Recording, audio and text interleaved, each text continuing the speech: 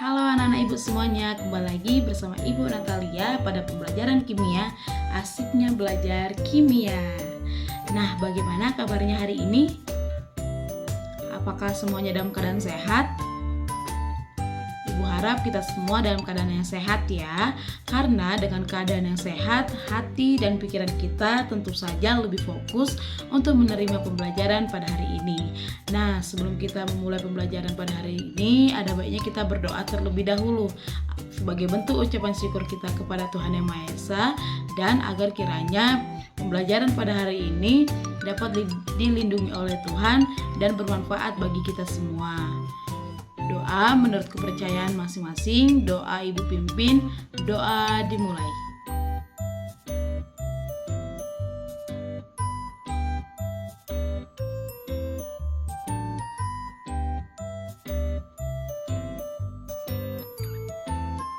Berdoa selesai. Nah, sebelum kita memulai pembelajaran pada hari ini, Ibu harapkan anak-anak Ibu semuanya sudah berada di tempat belajar yang nyaman dan bersih, agar lebih fokus belajar sehingga mudah memahami materi yang akan kita ajarkan pada hari ini. Seperti biasa, Ibu sudah mengirimkan link presensi di grup WA kelas. Untuk itu, Ibu ingatkan lagi agar kiranya anak-anak Ibu mengisi link presensi sebagai bukti kehadiran kalian yang sudah siap untuk mengikuti pembelajaran pada hari ini. Nah, pada pertemuan sebelumnya kita sudah belajar mengenai konsep dari laju reaksi. Apakah anak-anak Ibu masih mengingat apa itu konsep laju reaksi? Gitu, mari kita review kembali apa yang dimaksud dengan laju reaksi. Ya, jadi laju reaksi itu terbagi menjadi dua kata, yaitu laju dan reaksi kimia. Yang mana laju menyatakan hubungan dengan selang waktu tertentu, sedangkan reaksi menyatakan perubahan dari suatu zat atau reaktan menjadi zat lain atau produk. Sehingga laju reaksi adalah besarnya perubahan suatu zat atau reaktan menjadi zat lain atau produk persatuan waktu. Yang mana konsep ini merujuk seberapa cepat atau lambatnya suatu reaksi terjadi yang dipengaruhi oleh beberapa faktor. Konsep laju reaksi ini sangat erat kaitannya dengan teori tumbukan. Ada yang masih ingat apa itu teori tumbukan? Ya, jadi teori tumbukan menyatakan bahwa partikel-partikel reaksi atau reaktan harus bertumbukan untuk menghasilkan suatu reaksi.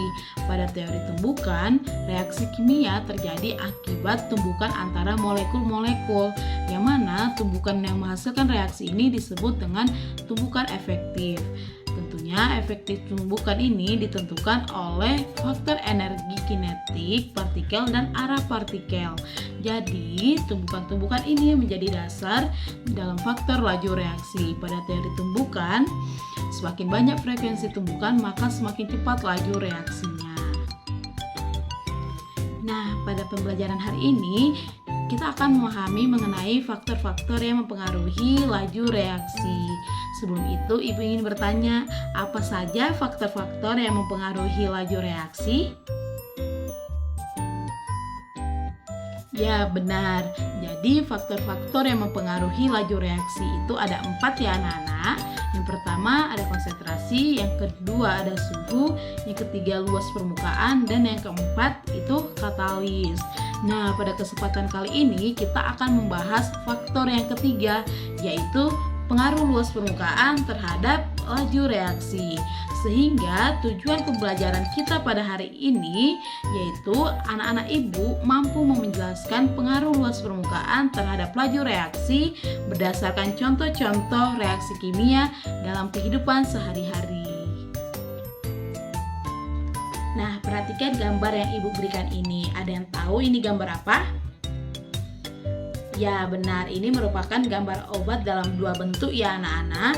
Yang mana pada sebelah kanan ini adalah obat dalam bentuk tablet, dan yang sebelah kiri adalah obat dalam bentuk serbuk.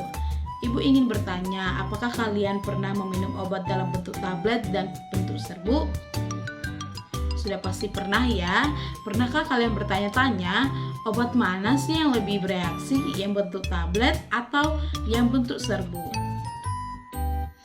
Nah, untuk menjawab pertanyaan tersebut, Ibu akan menayangkan video demonstrasi dan diharapkan kalian menonton tayangan video berikut ini agar dapat memahami pengaruh luas permukaan terhadap laju reaksi, serta amati yang terjadi pada video percobaan tersebut.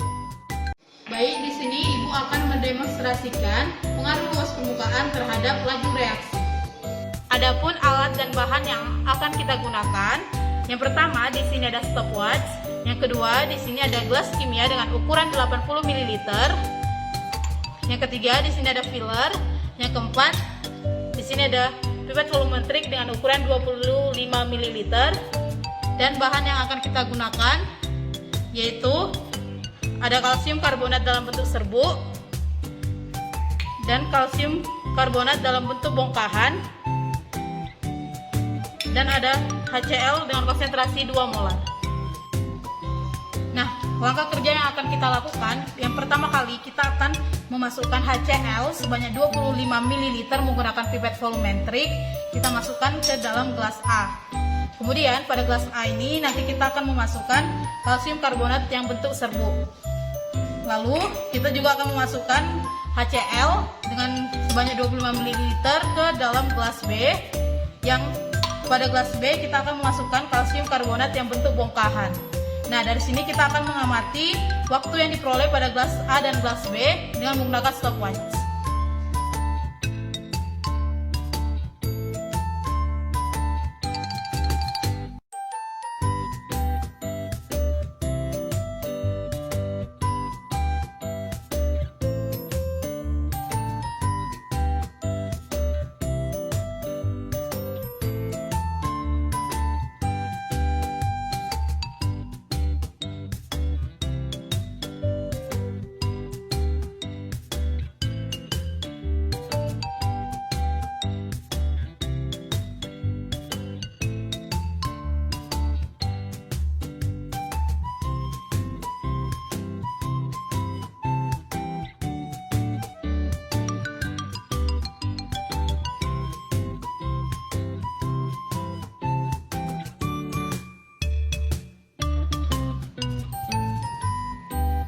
Kita akan memasukkan kalsium karbonat serbuk ke dalam gelas A. Lalu kita hidupkan stopwatchnya.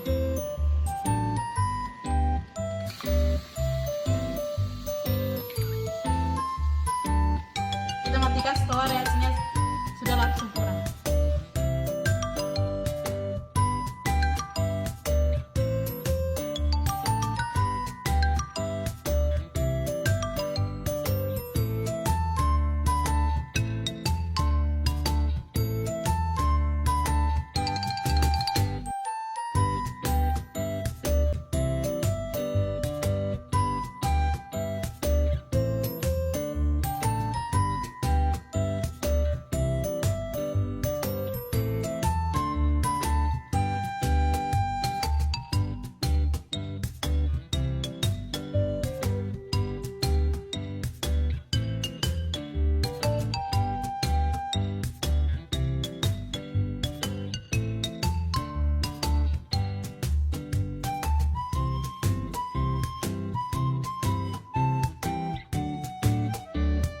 Kita akan masukkan kalsium karbonat dalam bentuk bongkahan ke dalam HCl dengan konsentrasi 2 molar. Lalu kita akan menghidupkan stopwatch untuk mengukur waktu yang diperoleh.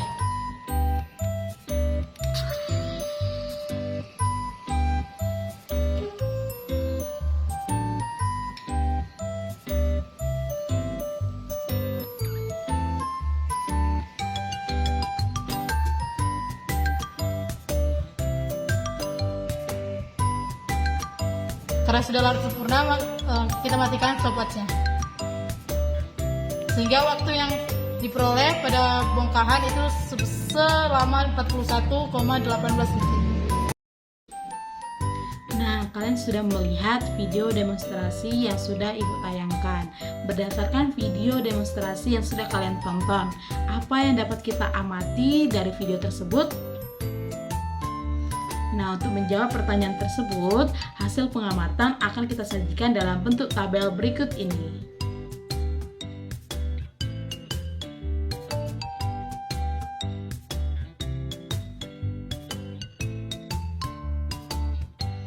Ya, jadi pada percobaan pertama yang dilakukan pada gelas A, ketika kalsium karbonat serbuk dimasukkan ke dalam gelas A yang sudah berisi asam klorida sebanyak 25 ml, sangat cepat bereaksi ya, yang ditandai dengan munculnya gelembung-gelembung gas dari pencampuran kalsium karbonat serbuk dan asam klorida. Reaksi ini berlangsung membutuhkan waktu selama 7 menit 32 detik.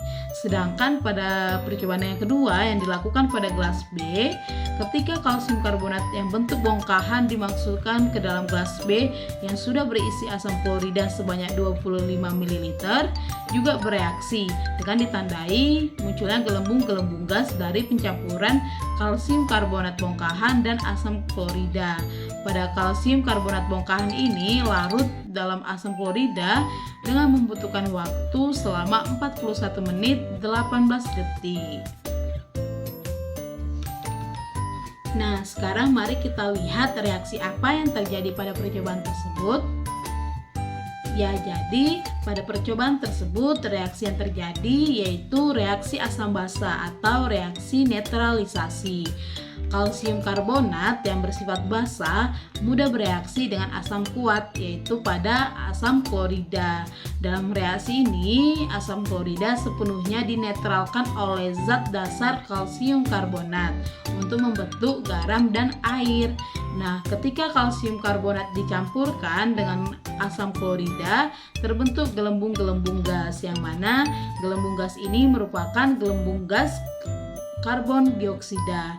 Kalsium karbonat ini bereaksi dengan asam klorida menghasilkan kalsium klorida, karbon dioksida, dan air. Nah, berdasarkan hasil pengamatan yang sudah kita lakukan, kita dapat mengetahui ya bahwa kalsium karbonat dalam bentuk serbuk ini lebih cepat bereaksi dibandingkan kalsium karbonat dalam bentuk bongkahan jika dilihat dari lamanya waktu yang diperoleh pada saat bereaksi.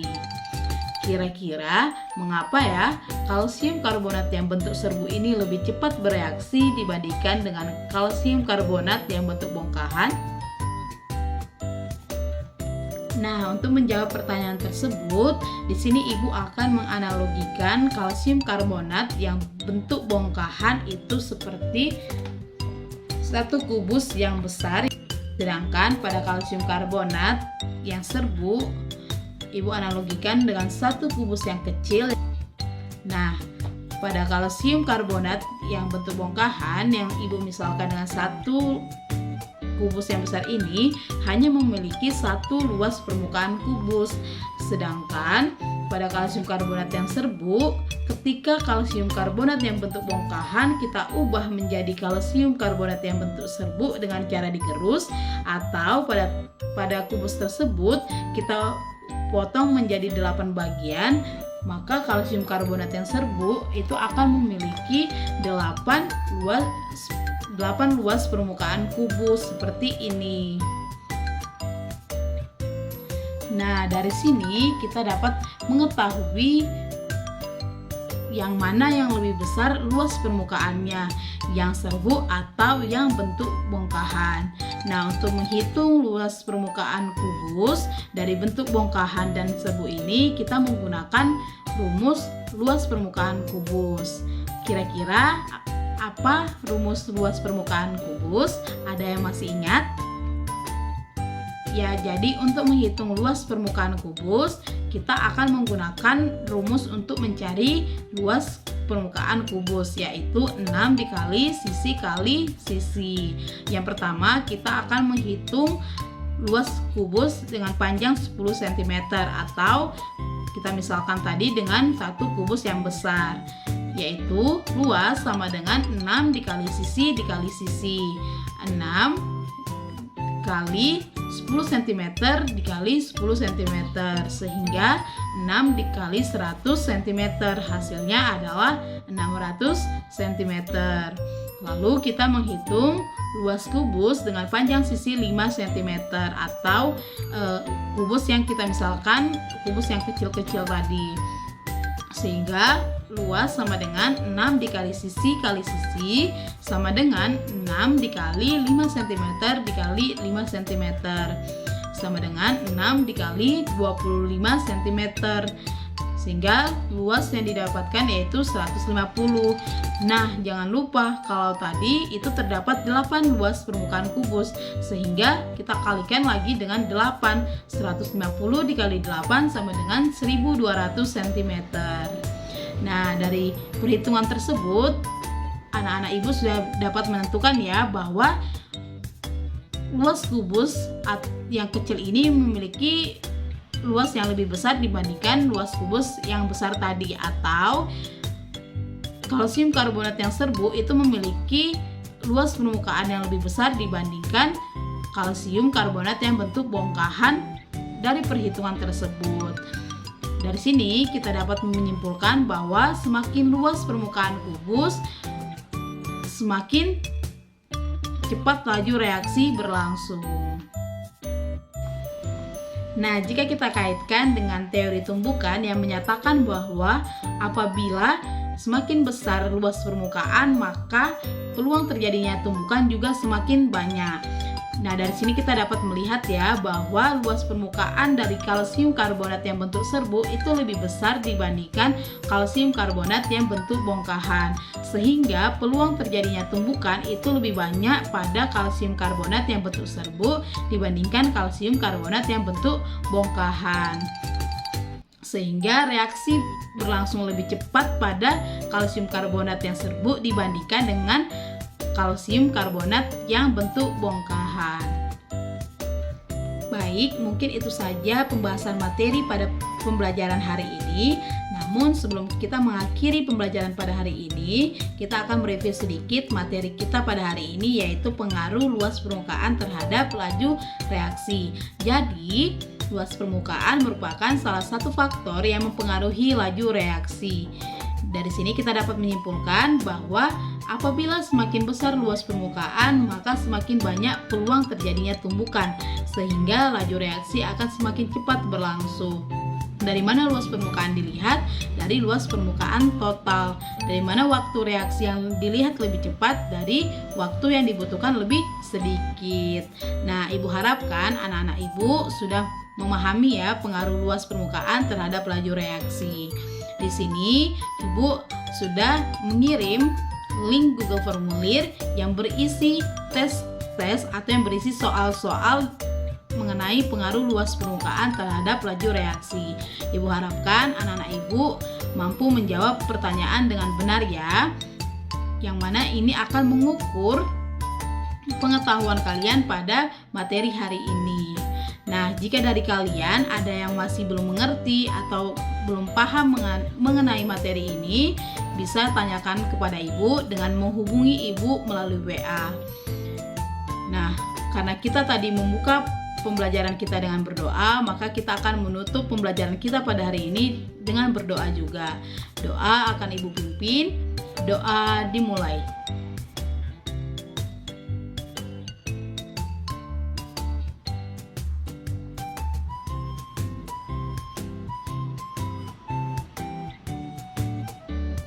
Berdoa selesai. Terima kasih anak-anak ibu sudah menonton video pembelajaran pada hari ini. Tetap semangat ya dalam pembelajaran.